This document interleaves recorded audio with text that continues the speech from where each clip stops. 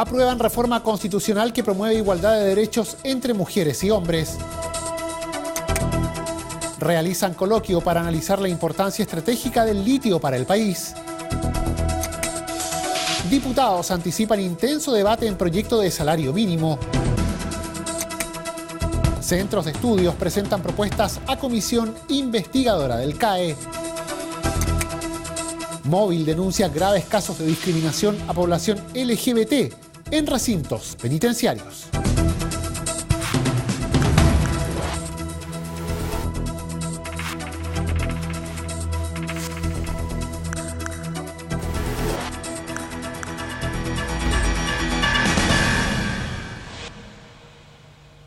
¿Cómo están? Los saludamos. Sean bienvenidos a una nueva edición de Frecuencia Legislativa. Momento de revisar las informaciones más importantes ocurridas en las últimas horas en materia noticiosa aquí en la Cámara de Diputados. Vamos a partir contándoles que se aprobó la reforma constitucional que promueve la igualdad de derechos entre mujeres y hombres.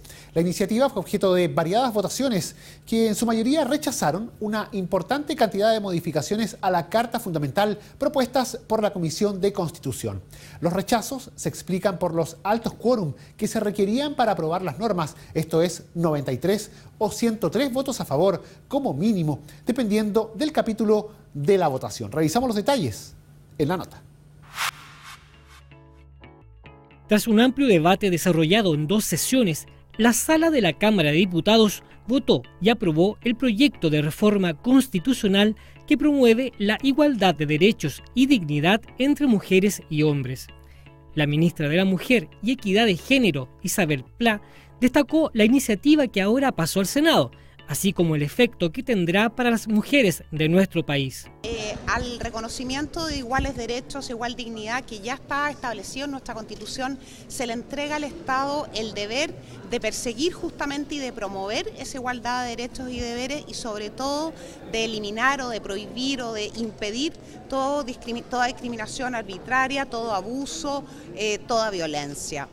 Es una reforma que tiene consecuencias e impacta la vida de las chilenas y era ese justamente uno de los propósitos de nuestro gobierno. El oficialismo valoró el resultado, que pasó por mantener el grueso de la propuesta presidencial, al tiempo que resaltó el impacto que implicará a la hora de impulsar los cambios legislativos que el país requiere, tal como plantearon las diputadas RN Marcela Sabat y Paulina Núñez. Hemos aprobado una normativa histórica, un paraguas normativo que va a ser la base para toda la agenda mujer que hoy día el gobierno ha impulsado. Creemos que es importante además desde la Comisión de Mujeres que hoy día vamos a constituir por primera vez, que tratemos todos estos temas y que sigamos con esta misma fuerza.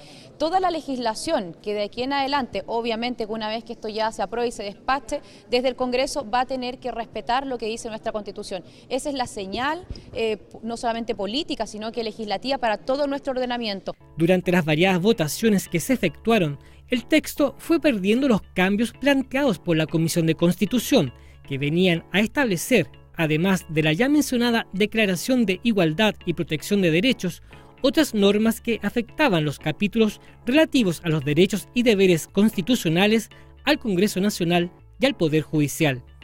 Estas pérdidas, ocasionadas por no alcanzarse los altos quórum de votación, fueron lamentadas por los legisladores de la oposición, que criticaron duramente la falta de consecuencia y el doble discurso demostrado, como plantearon las diputadas PRO Maricela Santibáñez y PC Carol Cariola. En sus discursos hablan de querer tener un salario igual, hombres y mujeres, y tanta lucha que hemos dado por tantos años las mujeres para tener un mismo salario en un mismo cargo. Hoy día se votó en contra.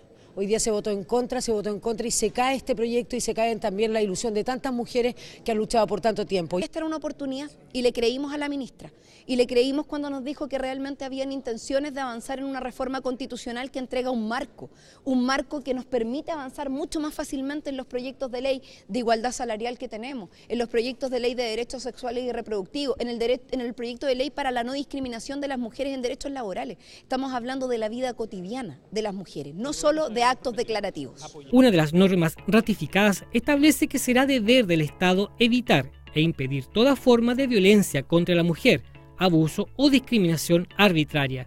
Para este fin, se garantizará la eliminación de las desventajas existentes, removiendo los obstáculos que la impidan o dificulten, facilitando la participación de todas las personas en la vida política, económica, social y cultural. El vicepresidente de la Cámara de Diputados, Jaime Mulet, encabezó un coloquio denominado ¿Cómo recuperar el litio para Chile?, efectuado en la Biblioteca del Congreso Nacional en Santiago. En la reunión participaron dirigentes, agrupaciones, exparlamentarios y personalidades ligadas al tema. Como muy positivo calificó el diputado Jaime Mulet un coloquio realizado en la sala de lectura de la Biblioteca del Congreso Nacional en Santiago. El parlamentario detalló que este encuentro busca que la ciudadanía converse y se pueda empoderar en cada una de las regiones del país con la finalidad de buscar ideas y alternativas para su autonomía fiscal. Nuestras regiones y todas las regiones de nuestro país deben tener grados de autonomía importantes. Fíjense que ahora, por ejemplo, en el acuerdo de SQM que le entrega una cantidad importante de litio adicional, Corfo a SQM, ni siquiera se consultaron las regiones, ni se le informaron. Para saber los términos del contrato tuvimos que revisar las notarías de Santiago una a una, antes que se hiciera público esto. Entonces aquí hay una cosa que obviamente a las regiones nos indigna.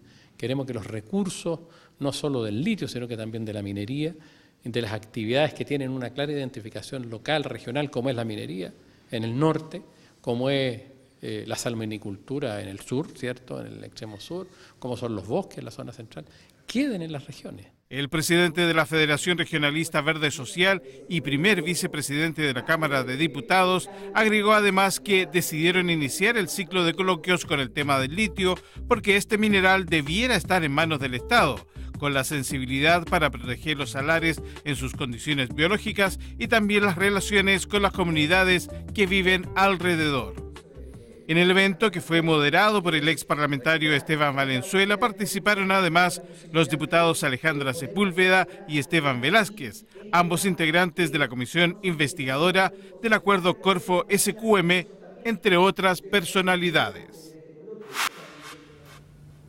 A la espera del ingreso del proyecto de ley que reajusta el salario mínimo, se encuentra la Cámara de Diputados. El texto legal, que debe ser presentado por el Ejecutivo al Congreso, hasta ahora no ha ingresado a trámite ante la falta de acuerdo entre el Ejecutivo y la Central Unitaria de Trabajadores, la cual está solicitando subir de los 276.000 pesos actuales a 442.000 pesos en 4 años, una cifra que ha sido considerada poco realista por la actual administración. Diputados de los distintos sectores se han manifestado frente a este proyecto, que deberá ser revisado en primera instancia por las comisiones de Hacienda y Trabajo de la Corporación. Revisemos a continuación las declaraciones de los diputados. Lo que nosotros sabemos es que el presidente Piñera va a presentar un proyecto de ley de salario mínimo que incorpore esa variable para un cálculo plurianual, es decir, cuando la economía del país crezca más, el salario mínimo va a ir creciendo más. Estamos de acuerdo en los 420.000 pesos y en el planteamiento de la CUT que lo quiere dentro de un plazo de un año, porque es el momento de acortar la brecha socioeconómica que existe en el país y por tanto es justo que exista un salario mínimo de 420.000 pesos. Mientras el país crezca podemos buscar la mejor cifra posible. Lo que no puede ocurrir es que lancemos un valor que esté descontextualizado y lo que genere es desempleo. El criterio del crecimiento de la economía es totalmente insuficiente y está demostrado en el hecho que mientras la economía crece y crece, el salario mínimo se mantiene muy por debajo de las necesidades de las familias chilenas. El problema que tenemos es la desigualdad en este país y la desigualdad la tenemos que solucionar haciendo o realizando reajustes que sean dignos y que realmente le signifiquen una mejora en la calidad de vida de los trabajadores. Y centros de estudios presentaron propuestas a la comisión investigadora del CAE. Ante la instancia expusieron las fundaciones Sol y Nodo 21, además del Instituto Igualdad. Centros de estudios que se manifestaron críticos al financiamiento de la banca y presentaron propuestas para mejorar el acceso de los estudiantes a la educación superior. Las exposiciones de las fundaciones Sol y Nodo 21 e Instituto Igualdad en la comisión investigadora apuntaron a las falencias del sistema de financiamiento de la educación superior con crédito del aval del Estado, CAE, y también a cómo se construye un nuevo mecanismo que reemplace al actual sistema. En primer lugar, la Fundación Sol presentó un reciente estudio CAE 2018, Endeudar para gobernar y mercantilizar, a cargo de Alexander Páez y Marco Kremerman. Algunas de sus conclusiones señalan que con la creación y profundización del CAE se privatizó y mercantilizó aún más el sistema de educación superior en Chile. Se estableció un lucrativo nicho de negocio para la banca asistida por el Estado y se implementó un dispositivo de control social sobre el presente y futuro de muchos estudiantes y trabajadores a través de la deuda. Destacan que los recursos entregados por los bancos a través del CAE entre 2006 y 2017 a las instituciones de educación superior donde se matriculan los alumnos asciende a 4,7 billones de pesos. En dicho periodo el Estado ha recomprado el 52,2% de los créditos con un sobreprecio de 26,1%. Así se pasó en 2006 de un presupuesto de educación para el CAE de 2,4% a representar en la actualidad un 26,5%, pese a coexistir con la política de gratuidad. El investigador de la Fundación Sol, Alexander Páez, explicó que el CAE representa la mercantilización de la seguridad social. La legitimidad del CAE se sostiene en que no es una política pública que entregue beneficio a los estudiantes, porque los supuestos sociales y económicos en los que se sostiene están distorsionados. Ya hemos mostrado un poco la realidad: bajos ingresos, alta desprotección social, altísima desigualdad y vulnerabilidad financiera. Por lo tanto, una política pública que no tenga como enfoque un sistema de seguridad social, ¿cierto? Siempre va a estar de cierta forma precarizando, ¿cierto?, a los beneficiarios de la política en un mediano y largo plazo. Tampoco se transforma en una inversión para las familias y estudiantes, sino que más bien en morosidad. Mientras que para la Fundación Nodo 21 el CAE es un error de Estado, según lo explicó su director Víctor Orellana. Hay un consenso del error de Estado que significó el crédito con aval del Estado, que fue un error que no es puramente técnico, o sea, no es que fallaron algunas evaluaciones, tampoco un problema moral, en el sentido que haya gente muy malvada que quiso hacer pasar a los jóvenes y a la educación por este calvario que ha sido el crédito con aval del Estado, sino que es un error político de haber tratado de llevar adelante un proceso de masificación de la educación superior a través del mercado y con recurso a la banca. Se está creando un consenso, creemos nosotros, positivo para salir de manera ordenada de eso, que supone racionalizar nuestra educación superior y ir a formas de financiamiento que no signifiquen deuda. Mientras que el investigador del programa de educación del Instituto Igualdad, Willy Crunch, expuso en la comisión las consecuencias de la implementación del CAE, la discusión que ha generado y la nueva propuesta para su reemplazo. Y cómo la discusión que se da hoy en términos de reemplazo del proyecto del CAE por un nuevo sistema de financiamiento de la educación superior debe considerar necesariamente la nueva realidad que vivimos como país, en particular en términos de educación superior. Me refiero bien en particular a la implementación de la gratuidad, es decir, la discusión que se da hoy de un sistema de créditos para financiar parte de la educación superior debe considerar que está la gratuidad también sobre la mesa y por lo tanto ese solo hecho hace que sea muy diferente la discusión a la que se tuvo cuando se implementó el crédito con aval del Estado. En tanto, la presidenta de la comisión, diputada Camila Rojas, valoró el aporte de las presentaciones en pos de generar consensos al interior de la instancia para elaborar un informe final. Que tienen que ver con un importante gasto fiscal que ha ocurrido por esta política pública que es el crédito con aval del Estado, una importante carga también para quienes han adquirido este crédito y por lo tanto para los endeudados y endeudadas, y además un crecimiento importante también de las instituciones de educación superior que se han visto beneficiadas con el crédito con aval del Estado y que dependen en un gran porcentaje, hasta un 75% de él. Entonces creo que se van forjando esos consensos que van a poder ser contemplados en lo posterior en el informe final. Recordemos que la Sala de la Cámara prorrogó el mandato de la Comisión Investigadora CAE hasta el 12 de septiembre, debido, entre otros puntos, al gran número de audiencias programadas para abordar el tema. Ante la Comisión de Derechos Humanos, representantes del Movimiento de Integración y Liberación Homosexual Móvil acusaron que la violencia es parte de la cultura cotidiana de Gendarmería, con estas personas privadas de libertad. Revisamos los detalles en la nota.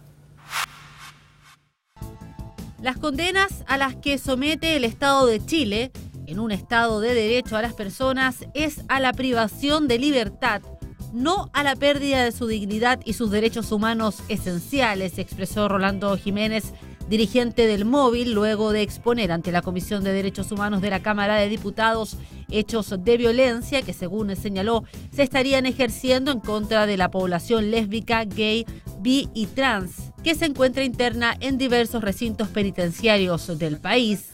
de las graves violaciones a los derechos humanos que sufren hoy día las personas trans y gays privadas de libertad. Las condenas a las que somete el Estado de Chile en un Estado de Derecho a las personas es a la privación de la libertad, no a la pérdida de su dignidad y sus derechos humanos esenciales. Hay una práctica cotidiana, culturalmente aceptada por Gendarmería respecto de vulneración de derechos de las personas privadas de libertad, y eso se exacerba con algunos grupos, particularmente cuando se trata de minorías étnicas, inmigrantes o población de diversidad sexual. La violencia es parte de la cultura cotidiana de Gendarmería con esas personas privadas de libertad y por lo tanto eso es inaceptable.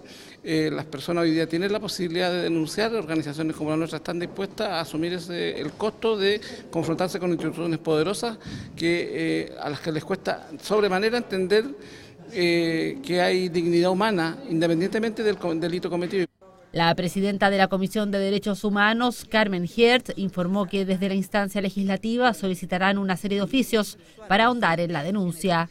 Que oficiáramos tanto a la Directora Nacional de Gendarmería como al Ministerio de Justicia a fin de que nos informen cuáles son las condiciones en que los reos y reas están con esta característica.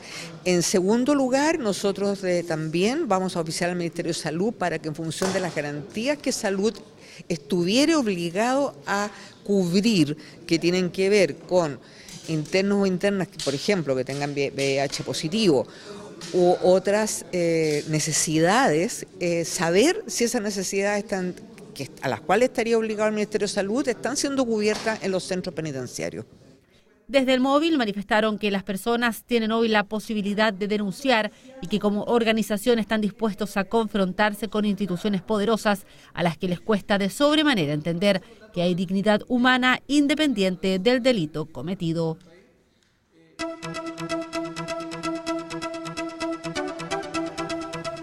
Y antes de que comience el trabajo en sala de sesiones, ya va a estar desarrollándose la actividad legislativa a las 9 de la mañana en comisiones para la jornada de este miércoles. De hecho, ya está citada para esa hora la primera comisión. Para conocer sobre lo que va a tratar esta y otras instancias legislativas, establecemos un contacto a esta hora con la periodista Carolina Collado, quien nos informa desde la radio de la Cámara. Adelante, Carolina. La comisión que investiga las operaciones de las mutuales vinculadas a las Fuerzas Armadas y también las irregularidades en su fiscalización tiene como invitados a los comandantes en jefe del Ejército y la Fuerza Aérea.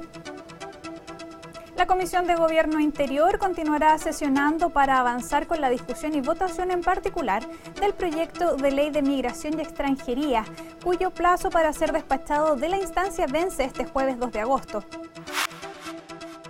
Dos proyectos relacionados con la posibilidad que el Estado chileno cree la Empresa Nacional del Litio y pueda realizar labores de exploración y explotación de este recurso, analizará la Comisión de Constitución. La Comisión de Minería analizará el proyecto que incentiva el desarrollo de generadoras residenciales y hace aplicables sus disposiciones a todos los sistemas eléctricos del país. La ministra de Medio Ambiente y el director general de Aguas fueron invitados a la Comisión de Medio Ambiente con el fin de analizar el proyecto en segundo trámite reglamentario que modifica el Código de Aguas para impedir la constitución de derechos de aprovechamiento de aguas sobre los glaciares. Y la Comisión de Familia continuará analizando y votando los proyectos que reforman el sistema de adopción en Chile y también aquel que establece el derecho de las mujeres a una vida sin violencia. Perfecto, muchas gracias, Carolina. Bueno, y con este adelanto de lo que será el trabajo legislativo para la jornada de este miércoles, nosotros ponemos término a la presente edición de Frecuencia Legislativa. Le agradecemos, obviamente, el habernos acompañado y les recordamos que el detalle de todas estas informaciones, como siempre, usted lo puede encontrar en sus diferentes formatos audiovisuales en nuestra multiplataforma, a la cual accede por intermedio del www.cámara.cl. Muchas gracias por habernos acompañado. Siga junto a Cámara de Diputados Televisión.